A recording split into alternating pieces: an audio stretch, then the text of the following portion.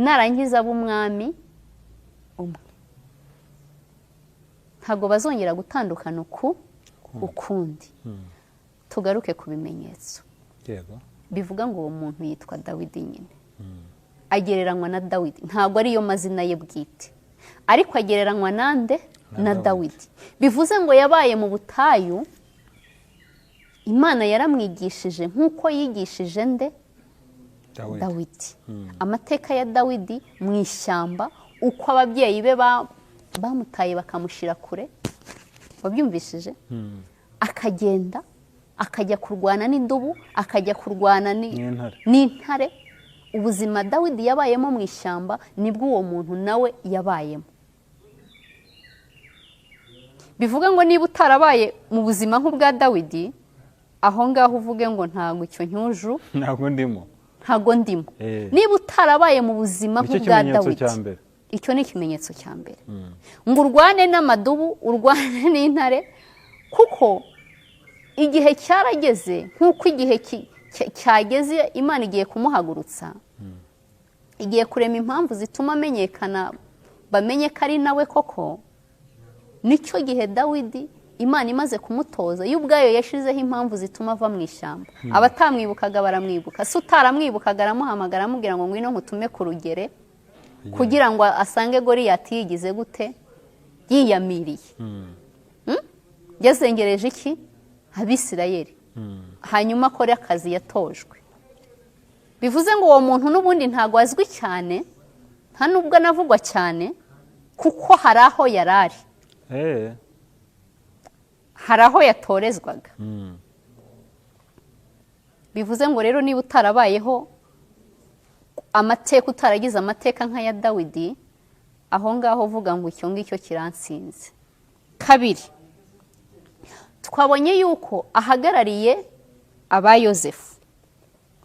Siko dusomye? Yego. Bivuga ngo afite amateka kandi ya Yosefu. Bivuze ngo nanone amateka ya Yosefu murayazi, uko yagurishijwe na bene se, bakamugurisha mu mahanga, bakamugurisha mu Egiputa, agahurirayo n'ibigeragezo. Yamara guhura n'ibigeragezo, bikaza gutuma yisanga no muri gereza. Gereza ni uburyo bwinshi, ariko icyo nshaka kubabwira nuko nanone afite amateka nk'aya Yosefu. Cyambere bene se baramwanze, bamaze kumwanga, bamuteza ibibazo bituma agenda, ariho nta bavandimwe, suko badahari, ariko ntibumvikana. Kuko aruzuza neza ya mateka ya Yosefu yabayemo. Bivuga ngo nawe amateka yawe niba adahura na ya Yosefu, icyo ni icya kabiri kivuga ngo ntago uri iki, ntago uri umwami.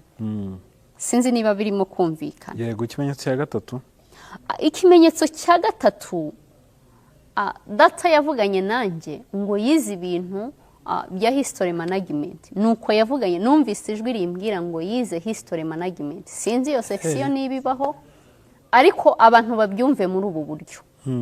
Ni ukuvuga ngo akomoka mu gisekuru cy'abami. Birumvikana? Ikindi azi neza amateka y'abami. Uko byagiye bigenda, uko abizi neza cyane, kuko nawe afite inkomoko muki mu bami. Icyo ni icya gatatu. Niba uzi ko udakomoka mu bami, ukaba nta n'amateka ufite kuri ibyo bintu, ntago urimo. Ibyo si byumvikana. Ikimenyetso cya kane, tugiye ku cya kane, ni umuhanga, kuko arongera akagereranywa n'umwami Ahasuwerusi wategetse ibihugu 120. Bivuga ngo ni umuhanga ku rwego atazagirira abarundi umumaro we bonyine, n'amahanga azagira gute, azamukenera, kuko yarize ibya politike, afite ubundi bumenyi Imana yagiye imuha.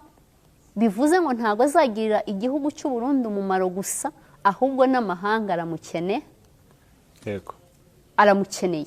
Bivuga ngo niba uzi rero ko nta bumenyi ugize gute ufite, hari uwigeze kunyandikira arambwira ngo ntago azi no gukoresha computer ngo ariko Imana izabimwigira. Yarabinyandikiye arambwira ngo umwami ngo ntago azi gukoresha computer ngo mugabo ngo Imana izabimwigisha. Bivuze ngo niba uzi ko nta bumenyi mu bya politike ukaba udafite ubumenyi mu myigire, kuko yarize cyane ndetse ni nayo mpamvu azahindura ibintu byinshi mu gihe gito. Ni ukuvuga ngo azakoresha ubumenyi yize, yigishijwe n'Imana ariko no mu buryo bw'isi yarize. Ubwo icyo ntigisobanutse.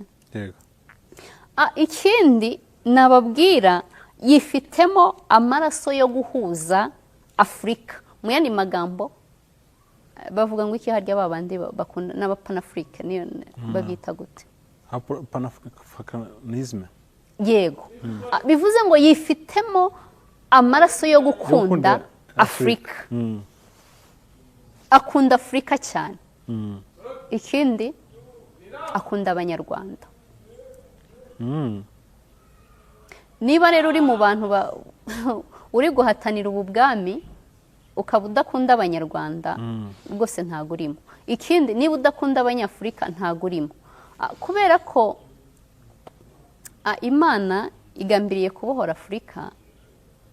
Bivuze ngo n'abayobozi bagomba kujyaho ni abakunda Afurika, kandi ni abantu batagomba kudushyira mu macakubiri, ahubwo bagomba kutwunga